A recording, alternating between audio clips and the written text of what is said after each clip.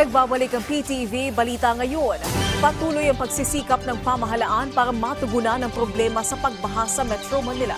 Pagtitiyak ni PCO Spokesperson for Natural Calamities at Assistant Secretary Joey Villarama, patunay dito ang Parañaque Spillway Project. Mayroon itong above-ground component at tunnel na makatutulong tuwing malakas ang ulan.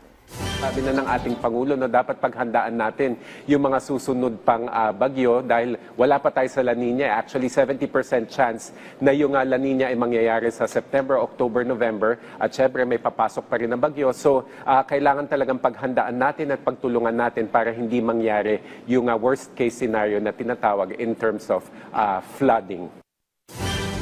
Mas pinabilis pa ng Philippine National Police ang pagresponde sa mga humihingi ng tulong sa ilalim ng bagong E911 service.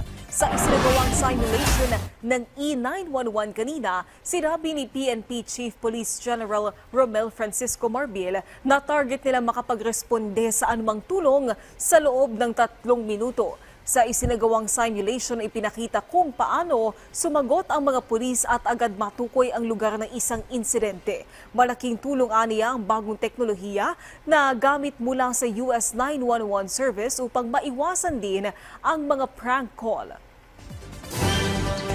Isang dental mission ang isinagawa ng ilang grupo sa Maynila para matulungan ang ating mga kababayan.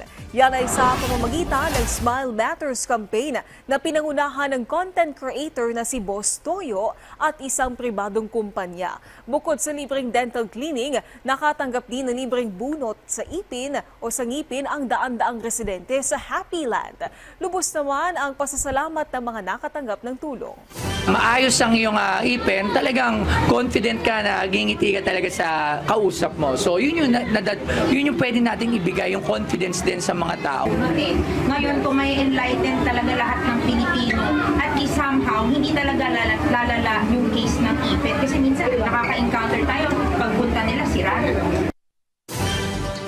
Samantala, alamin natin ang ibang balita mula kay Jay Lagang ng PTV Davao. Mayong adlaw, dakpan og nakatakdang kasuhan ang mag-live-in partner human kini nakuhaan og 90,000 pesos nga kantidad sa gituhang shabu atol sa gilusad nga buy-bust operation sa Philippine Drug Enforcement Agency kun PDEA 11. Nahitabo kini niadtong Agosto 13 sa Purok 4, District 3, Barangay Tanglaw, Braulio y Duhali sa probinsya sa Davao del Norte. Wala na misukol ang duha ka suspetsado, human sila napalitan og illegal nga droga atol sa gilusad nga entrapment operation sa PDEA agents. Kasong paglapas sa Republic Act No. 9165 kon Comprehensive Dangerous Drugs Act of 2002 ang atubangon sa dinakpan. Dineklara na nga insurgency-free area ang munisipalidad sa Damolog sa Bukidnon. Kana pinaagi sa Resolution No. 158 Series of 2024. Gimo ang deklarasyon natong Agosto 13 ning tuiga sa Municipal Gymnasium sa Damolog. Ang Damolog ang ikatulong munisipalidad sa Bukidnon nga giilang insurgency-free nga una na nga gideklara sa San Fernando ug sa Kadingilan.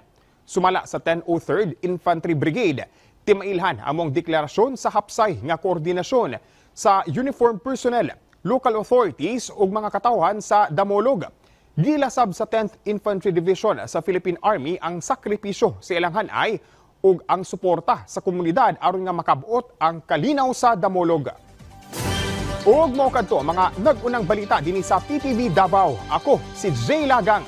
Mayong adlaw. Daghang salamat, Jay Lagang. At yan ang mga balita sa oras na ito. Para sa iba pang update, i-follow at i-like kami sa aming social media sites at PTV PH. Ako po si Naomi Timorcio para sa Pambansang TV sa Bagong Pilipinas.